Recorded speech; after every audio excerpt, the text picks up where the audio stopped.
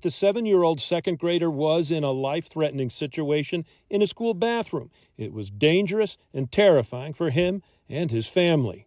Too much propaganda, spiritual pollution, too many problems, not enough solutions, so many billionaires that make no contributions, gotta create fun and maintain our institution.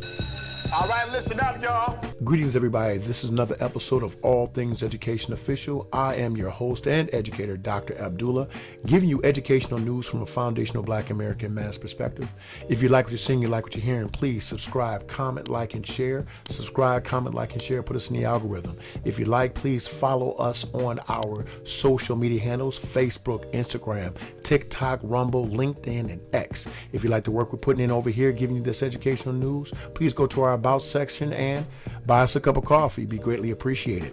Today we're going to be talking about how an elementary school student was found hanged in the bathroom.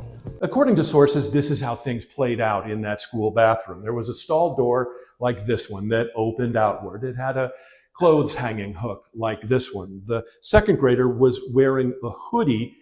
It was caught on that hook. The boy suspended in air, choking on the front of his own sweatshirt.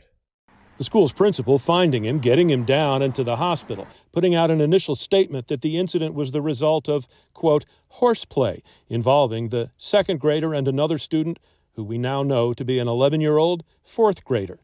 Reliving it, it's hard. Like seeing my grandson, it's hard. That is the boy's grandmother speaking out but asking not to be shown or identified. He's so little, and just knowing what happened and just trying to picture or imagine him hanging. The boy's mother on the phone, rejecting the notion that this was two kids playing. That this was no horse playing. I want my child's voice to be heard. I want to be my child's biggest advocate. So she posted on Instagram that her son was hanged in school. The post going viral with hundreds of thousands of views, many believing it a racially motivated incident. But the children are both the same race, and the family is now asking for calm. It's not a hate crime, but it's something that shouldn't have happened. We've asked the Charles County school system for answers about how it happened, about supervision and bullying. The superintendent sending out a statement saying that they are still investigating. The good news is the second grader is now home. He has some bruising, but is on the mend. The only saving grace is that he's here. According to the Charles County Sheriff's Office in Maryland, they are investigating an incident where an elementary school student was allegedly found hanging on a hook in a school bathroom. A spokesperson for the sheriff's office told ABC News on Monday. The injuries to the student were described by his parents as severe bruising on the neck and face. The alleged incident took place Friday afternoon at C. Paul Barnhart Elementary School in Waldorf, Maryland. The parent of the students, whose identity has not been disclosed because he is a minor, spoke out about the incident on the condition of anonymity to protect their son's identity in an interview with ABC affiliate in Washington, D.C., WJLA. They said that their son is a second grader in Charles County, Maryland, and is recovering from the injuries. In her interview with WJLA, the mother also said that the principal told the family that their son was horse playing with a fourth grader in the bathroom, that his jacket accidentally got caught on a hook. C. Paul Bernhardt Elementary School Principal Carrie Burke said in a letter to the community that was obtained by ABC News that the incident occurred while two students were reportedly horse playing in the bathroom when one student's jacket got caught on a stall door hook, and the student was not able to free themselves, and the other student involved was not able to help them. The student left the bathroom to seek help from staff and reported the incident to administrators. Administrators responded and were able to assist, but staff called 911 for additional precautionary medical support, Burke said. Burke claimed misinformation was shared in the community and amid confusion over the incident, but said that due to privacy reasons, she is not able to share any more additional details. In her interview with WJLA, the boy's mother cast doubt on the principal's statement and is demanding more answers from the school. The principal said before she got him down, he was foaming out the mouth and conscious, and it was from horse playing. That doesn't make sense to me, she told WJLA. I want someone to be held accountable for what happened to our child, she added. In a letter to the community, Charles County Public Schools Superintendent Mario Navarro said the school district is investigating the incident. Navarro pushed back against claims that the school district is covering up the circumstances and surrounding the incident. Come on, people. Let's get right to it. This is some bull. Now, of course, initially it was thought to be a racial incident because it was reported that the young man said, "This is what I used to do to kids before." But let's go back. If you listen to the video, they said something that most people might have flew right over their head. An 11-year-old fourth grader.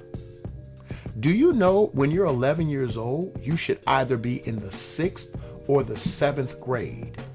I've worked in schools for 20-something years, and there has always been an eye of doubt upon students that were 1 to 2 grades behind, intermingling with students who were significantly younger. In order for that young man to get up on that hook, he had to be placed on that hook by that 11-year-old young man. Now, we don't know how large this young man was, but I can say that in order for him to pick a student up by their body and put them on the hook by their hoodie, they had to be exceptionally strong, or that child was exceptionally small. What this all comes down to was negligence on the part of the administration to put safety protocols in place. I always say that in order for our children to be safe, we're going to have to build, create, fund, and maintain our own institutions. And I would say in this particular incident, there are not enough safety protocols in that school monitoring the bathroom, monitoring who goes in and out. In my current school, we have a sign-in list and only 1 student is allowed in the bathroom at a time. Do they sometimes go in there 2 at a time? They do, but they're immediately admonished and 1 student is excused from the space. Why? Because we know that certain things like this can happen in an educational space. This is pure neglect. I'll say this. If that child had passed away, this would have been a cover-up. They are already attempting to cover up, and the young man lived by saying it was horseplay. Yes, it was horseplay, but not between the two. There was horseplay between the older child and the younger child, because there's no way that young man, that smaller child, could have gotten themselves up on that hook. And I'm going to tell you this, the only reason why that young man ran out was because he was afraid. He could have gotten him down, but he panicked. And I'm so glad that the young man is alive. Another young brother is still here. But I think that if you are in an urban area, or if you're in an area that is, you have a public school system, you're in a part of a public school district, and you cannot afford to homeschool, you can't afford a private school, there's no charter schools that speak to your child's needs, academic and social, you have got to be diligent about what's going on in your child's school. You've got to be on them like white on rice. Why? Because in the event that you're not, things like this occur. If there was a stronger parent presence, those safeguards most likely and most often would have been put in place. I think we need to take this as a lesson for those of us who have young children. Be cognizant of their classrooms, their systems that they have in place. Now that you know, you may not have considered it, now you need to start asking questions. Once again, this is another episode of Dr. Abdullah's All Things Education Official. We're giving you this news from a foundational Black American man's perspective. I think you need to really understand that we will be the only individuals who care enough about our children to demand systems put in place. So what do you think? Do you think this was a cover-up? Do you think this could have been prevented? Please leave it in the comment section. Give me a like, give me a subscribe, give me a share.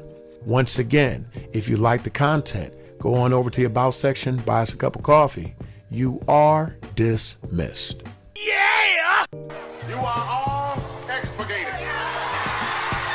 You are dismissed. Too much propaganda, spiritual pollution. Too many problems, not enough solutions. So many billionaires that make no contributions. Gotta create fund and maintain our institutions. Word to the masses, our government is backwards. Only thing I've learned is what a babble and a crab is. Deploying all these tactics to keep us all distracted. Scrolling on our gadgets and we scroll right past it. Are we caught up in the fashion? They sitting back laughing. This education we're lacking. All the laws they be passing. Peep the curriculum, you see they're subtracting. The necessary work, these kids mentally absent. Turned out full plastic.